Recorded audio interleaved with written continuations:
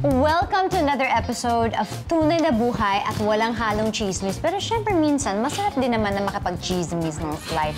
And of course, joining me tonight, ang aking kachika at ang king of chismias is of course ang aking kachika at kagossip late at night bago kami matulog, Mr. Cheese Escudero. Hindi lang bago matulog, bago sa lahat. Bago sa lahat, bagong lahat, welcome to an episode of Adulting/Chismis on Heartworld.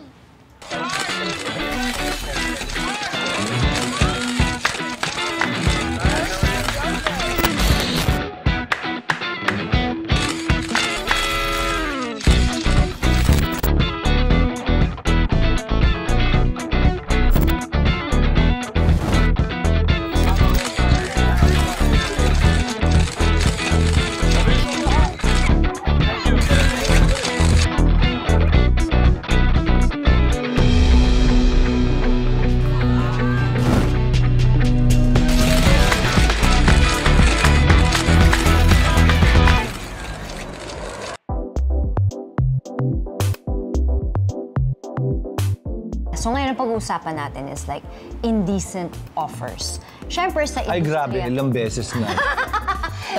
Sa mundo namin, medyo, I grew up knowing this, pero may na-experience pa ako. I think very, very slight experience, pero feeling ko dahil alam nila na hindi naman ako yung type, hindi naman sila tumodo. Kunwari meron akong kaibigan o ako ang in-offeran kung single ako, how do you think is the best way to deny that offer? What do you mean, deny that? No, kasi some people, no, kunwari ako yun, may pinagdadaanan yung pamilya ko or what, ayoko, hindi ko kaya. Eh kung ayaw mo, sabihin mo ayaw mo. Kung gusto mo, di sabihin mo gusto mo. Malay mo, pogi. O, gusto mo. Eh, paano kung hindi? Eh, lalong hindi. Eh, di lalong hindi. It's a matter of saying what you want and don't want. Pero pag nangulit siya, stalking na yun. Merong krimen, merong batas laban sa stalking. Sa industry ako, medyo common siya. Pero for me, ang thoughts ko naman dyan wala akong judgment kasi sa ganyan Hindi mo kasi alam talaga kung anong pinagdadaanan ng tao na yun. Hindi mo rin alam siguro yung feeling kapag ikaw mismo yung nandun at kailangan mong kumapit sa patalim.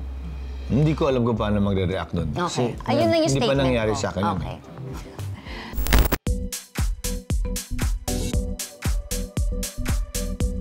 Dami mga na-involve sa scam, which is so unfortunate. And in Jesus' name, di mangyayari sa akin yun. How can that be avoided? And it's so unfair. Honestly, it's so unfair. Like, kunwari kung ako kinuha ko as an endorser, tapos hindi ko na maalam yung mga what happened sa mga back dealing and stuff like that. Tapos ako pa yung... Ibang usapan yun. Yung mga lumalabas ngayon na yung endorser ang dinedemanda, mali yun. Hindi tama yun. Dapat lamang naman na hindi sila masama, mademanda kung hindi sila partner or bahagi nung scheme, scam, or nung negosyo. What if I just collaborated? That's a separate deal, right? Again, pag hindi ka partner, hindi ka kasosyo, hindi ka bahagi ng negosyo, endorser ka lang, binayaran ka para doon, at hindi shares of stock ng kumpanya ang binayad sa'yo na magiging kasosyo ka na, hindi ka dapat damay doon. Paano kung tumakbo na yung pinaka-may-ari? Yun ang ginagawa ngayon. Yan ang madalas natin nakikita ngayon na dinedemanda yung endorser dahil hindi kilala yung may-ari, hindi kilala yung mga tunay na may-ari ng kumpanya, ang kilala lang yung nag-endorse. So, syempre, kapit sa patalim din sila, nangahabulin nila, yung nag-endorse. Mali yun at hindi dapat yun. But there's a basic rule para wag ka ma-scam. Rule ko na sinusunod yun palagi. If it's too good to be true, it's not true. Yeah. Sino man ang mangangako sa'yo ng 5%, 10%, 20% a month, too good to be true, di ba? Malamang po, hindi totoo yun. Huwag kayong sumakay at maniwala. Yes. Note. In a more poetic way, mag-plant muna kayo ng seeds at lagyan nyo ng tubig, lagyan nyo ng sun, and eventually, it's harvest time.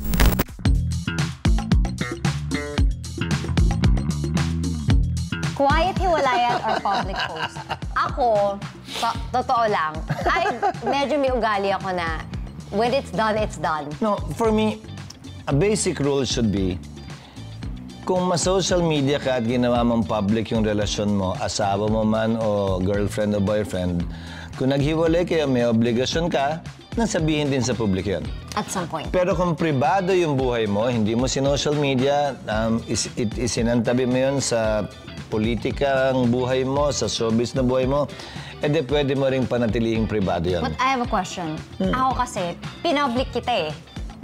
So, iba talaga yung natin, panino kasi pinoblik kita, so I owe it to set the record straight at the time. Kaya, kumuha pa ako ng lawyer. I gave you a choice. I said, you go, I won't. Right? Yeah. So, ganun. So there are a lot of things that are coming out, like screen capping conversation, blackmailing people with screen caps. Fine, it's out there, ayan, for people to judge, but the technicalities of it all. Is this allowed? Like, is it illegal to do that or what? Violation ng data privacy yan. Pwede kayo demanda. Ang problema lang, pag nagdemanda ka ng violation ng data privacy yan, edi para mo na lang inamin na totoo yung screenshot. So, decision. Timbangin mo. I love this topic because it touches something very sensitive sa akin.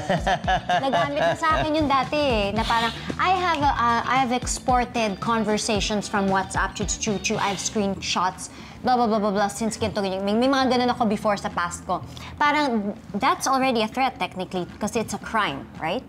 Yes, grave threats is defined as threatening to commit a crime against you. Parang kunwari ikaw yung mali, or what? Tapos nga, ginamit sa'yo yung screenshots, pero ikaw naman yung mali. And then parang, yung perception taas, bakit ka magdidemanda ng iba kung ikaw naman yung mali? Walang kinalaman kung mali o tama ang ginawa mo, kung mali o tama yung nakalagay sa screenshot. Ang pinaparusahan doon yung paglabag nga ng privacy mo. May isang Supreme Court decision na nagsabi, yung screenshots pwedeng gamitin sa isang criminal case bilang patunay o bilang ebidensya laban o pabor sa isang akusado. Yun lamang yung exemption. Ayon sa korte, pero wala sa batas yun. Question. Voice recording. That's also... Same. Same. Pag sumulat ka sa akin, sino may-ari nun? Ikaw o ako? Ay, ang galing ng tanong mo Sulat ko eh. Pero binigay ko din sa'yo. Share tayo. At pag sumulat ka, di ba, ang may-ari nun, yung sinulatan mo. Okay. You can't post that. Again, you can't post that. I can. Yes, but I can't. Technically, akin na yun. So, Technically, akin na yun. Pero, ba't ko naman ayaw na i-post mo? Binigay mo nga sa akin. So, ano naman problema nun? Just to cap off all of this that we're talking about, this is life. And just a reminder life is not perfect. Your clothes can be, but your life isn't perfect. So, I don't believe in cancel culture because if we're gonna start canceling each other, then I can easily point the finger at you two because did you sin? Did you do this? Labas niyo yung mga group chats niyo and let's see if you won't be judged as well. So it's sometimes you have to also kind of balance it and wag tayo masyadong cruel kasi lahat tayo may pinagdadaanan, lahat tayo hindi perfecto. Yun lang yung point ko.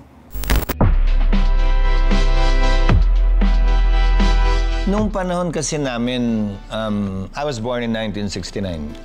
Wala naman social media, so lahat ng kalokohan at katarantaduhang ginawa namin nung bata kami, there's no record of it. Ngayon kasi ang hilig ng mga tao mag-post sa social media ng mga pribado nilang buhay, ng ginagawa nila, pag kumakain sila, pag nakainom sila, pag lasing sila, pag malungkot sila, pag galit sila. Na later on, pagsisisihan nila na bakit ko ba ginawa yun, bakit ko ba sinabi yun. Di ba? Just keep that in mind, na ang social media is a repository. Kung may library noon at encyclopedia, ngayon, social media na yun.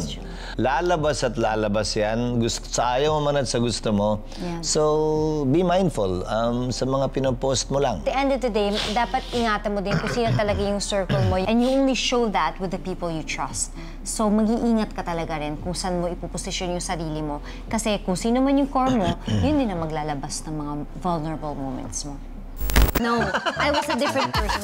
I buried that girl long time ago. This is the reborn me. I'm a different person. Minsan bumabangon-bangon ulit, i-cremate na natin.